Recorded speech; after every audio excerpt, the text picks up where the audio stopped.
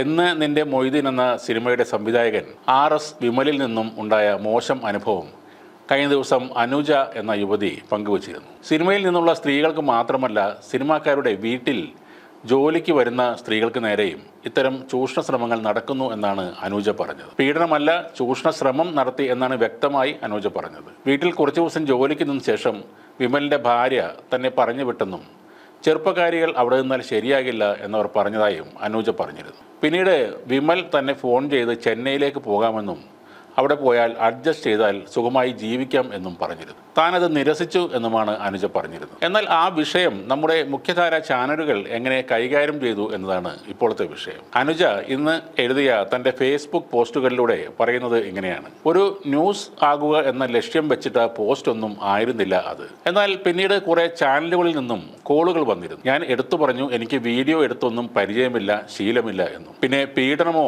ലൈംഗിക അതിക്രമമോ നടന്നിട്ടില്ല, ചൂഷണ ശ്രമം മാത്രമാണ് നടന്നതെന്നും. അത് തന്നെയാണ് വേണ്ടത്, രാവിലെ 8 മണിക്ക് എത്തും എന്ന് റിപ്പോർട്ടർ TV പറഞ്ഞു. എങ്കിൽ റിപ്പോർട്ടർ ചാനലിൽ മാത്രം സംസാരിക്കാം എന്ന് വിചാരിച്ചു ഇവിടെ പോസ്റ്റ് ഇട്ടു. ഇന്ന് രാവിലെ അവർക്കായി ലൈവ് ചെയ്യാൻ വെയിറ്റ് ചെയ്യുമ്പോൾ ആ സമയത്താണ് അവിടെ നിന്നും കോൾ വന്നത്. വിമലിന്റെ ഭാഗത്ത് നിന്നും നല്ല പ്രഷറാണെന്നും താൻ ഒരു ഫേക്ക് ആണെന്നും ഒക്കെ പറയുന്നു. അതുകൊണ്ട് ആ ന്യൂസ് പെൻഡിങ്ങിൽ വെച്ചു എന്ന്. അപ്പോൾ എന്തായാലും അങ്ങനെ ഫേക്ക് എന്ന് പറഞ്ഞ സ്ഥിതിക്ക് തേടിയെത്തിയ മറ്റൊരു ചാനലിൽ സംസാരിക്കാൻ തന്നെ തീരുമാനിച്ചു. രാത്രി 12 മണി കഴിഞ്ഞ് മനോരമ മെസ്സേജ് ഞങ്ങൾ രാവിലെ വരാം എന്ന് ഇടുകയും ചെയ്തു. പിന്നീട് മനോരമ ന്യൂസ് TV വിളിച്ചു. അവർ എത്തി, റിപ്പോർട്ട് എടുത്തുപോയി.